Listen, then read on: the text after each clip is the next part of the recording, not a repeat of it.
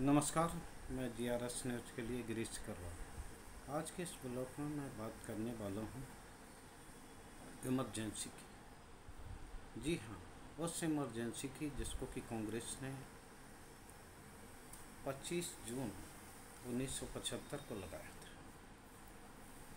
उस इमरजेंसी के कारण जनता के मौलिक अधिकारों का हनन हुआ था और यहाँ तक कि विपक्षी दलों की गतिविधियों पर रोक लगी थी और उनको जेल में भी भेजा गया था। उस समय जितने भी स्तंभ थे, यानी कि संवैधानिक जितनी भी संस्थाएं थीं, सब तत्कालीन कांग्रेस सरकार के अंडर में थीं और उनके ही अनुसार चल रही थी। मीडिया तक उस समय सरकार के प्रभाव में था। आप ये सोच रहे होंगे कि आखिर मैं इमरजेंसी की बात क्यों कर रहा हूँ। इमरजेंसी की बात मात्र इसलिए की जा रही है क्योंकि देश के प्रधानमंत्री माननीय नरेंद्र मोदी ने मन की बात कार्यक्रम में कल कांग्रेस द्वारा थोपी गई इमरजेंसी के विषय में चर्चा की और उन्होंने ये भी चाहा कि इस इमरजेंसी की चर्चा को देश कभी न भूले और युवाओं को भी इमरजेंसी की जानकारी होना चाहिए। निश्चित तौर पर कांग्रेस ने जो कदम उठाए उसकी आलोचना होनी ही चाहिए और देश को ये कभी नहीं भूलना चाहिए कि किस प्रकार उसके अधिकारों का हनन किया गया था। लेकिन यहीं माननीय प्रधानमंत्री से भी मेरा प्रश्न है कि क्या आप इस बात की जानकारी दे सकते हैं कि आपके राज्य में भी इस समय अघोषित आपातकाल चल रहा है। मीडिया का कोई भी चैनल, जो मुख्य धारा का कोई भी चैनल आपकी मन की बात तो दिखाता है, लेकिन जनता की मन की बात वहाँ से गायब हो। और निश्चित तौर पर इस बात के लिए, जिस बात के लिए आपने कांग्रेस की आलोचना की, कांग्रेस ने जो कदम उठाए उसके कारण न सिर्फ उसकी सत्ता गई बल्कि सत्ता के बावजूद लोगों को जो परेशानी हुई उसका उन्होंने सड़क पर उतर कर विरोध किया। आज स्थिति वो आ गई है कि न तो जनता सड़क पर उतरने के लिए तैयार है और न ही उसके पास ऐसा कोई कारण बचा है जिससे कि वो अपने संवैधानिक जो उसे अधिकार मिले हैं उसको वो पूरा कर सके। आज आम आदमी को ही नहीं बल्कि उन बेटियों को भी जिन्होंने कि न सिर्फ पूरे विश्व में देश का डंका बजाया, उनको भी अपने अधिकारों की रक्षा के लिए सुप्रीम कोर्ट में जाना पड़ा। इसके बावजूद भी सरकार उनके साथ खड़ी नजर आई जिन्होंने कि उन बेटियों का शोषण भी किया।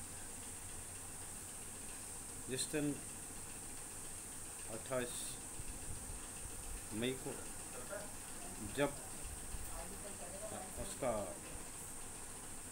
संसद का उद्घाटन हो रहा, उस दिन ही उन बेटियों को सड़क पर घसीट कर पीटा गया और उनका आंदोलन खत्म किया।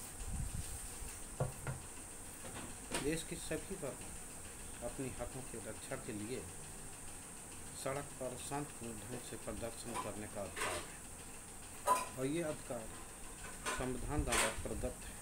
धारा 19 में इसका विस्तृत तौर पर व्याख्या की गई, लेकिन जिस तरह से जंतर मंतर पर परमिशन के बावजूद जिस ढंग से धरना ख़त्म कराया गया उसकी तो सिर्फ आलोचना ही की। प्रधानमंत्री के पास इस बात का भी शायद जवाब नहीं होगा कि किस प्रकार आपके कार्यकाल में नव चुनी हुई सरकारों को किस तरह से खरीद फरोख्त के आधार पर हटाया गया। विपक्षी दल की इन सरकारों में हाल में ही महाराष्ट्र, मध्य प्रदेश, झारखंड में भी इस बात की असफल कोशिश की गई। उत्तराखंड की घटना को कौन भूला होगा। लेकिन जिस तरह से केवल चुनाव जीतना ही जब सत्ता का परम उद्देश्य बन गया तो वहाँ लोगों के अधिकारों की रक्षा की बात करेंगे। कांग्रेस ने जो इमरजेंसी लगा के जो पाप किया था उसका दंश वो आज तक भुगत रहे और लगातार 2 चुनावों से उनके उतने भी सांसद नहीं आ रहे जितना कि विपक्षी दल का दर्जा हासिल करने के लिए उनको होना चाहिए। 2014 में उनके 47 सांसद जीते थे, इस समय उनके 52 सांसद हैं। तब उसकी याद दिलाकर प्रधानमंत्री क्या ये बताना चाहते हैं कि जिन लोगों ने अघोषित आपातकाल लगाया उनकी जनता ने क्या हालत की। ये तो याद रखने की चीज़ है कि जिन लोगों ने जनता का हकों का हरण किया है निश्चित तौर पर वो अपनी सत्ता को बरकरार नहीं रख पाए। चुनाव जीतना या हारना ये जनता के हाथ में ही होता है।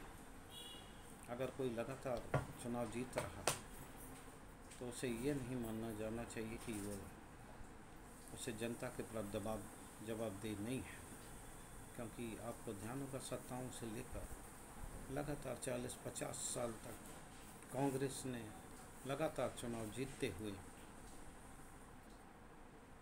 अपनी सरकारें चलाई थी और विपक्ष की सरकारों को गलत तरीके से उनके अधिकारों का हरण करते हुए क्षण किया था। आज जब हम देखते हैं तो पाते हैं कि जिस तरह की स्थिति इमरजेंसी के दौरान थी लगभग वही स्थिति आज इमरजेंसी लगी नहीं दिखती।